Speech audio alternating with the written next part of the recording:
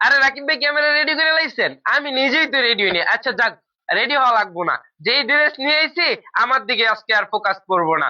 আজকে কাস্টমারের ফোকাস করবোই এই যে জিলবুরির উপরে।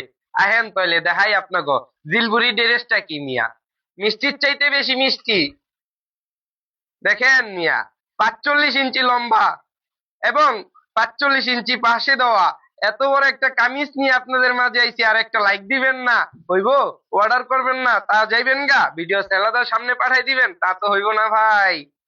আপনাদের চোখ কারা ভিডিও নিয়ে আসছি।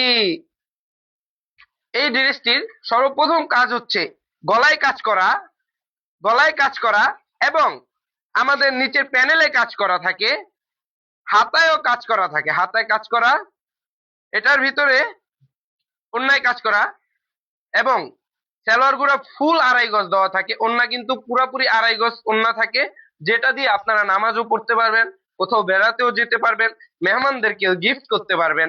তো আমাদের এই ড্রেসটির কালার রয়েছে এভেলেবেল, দুইটা কালার রয়েছে ভাই।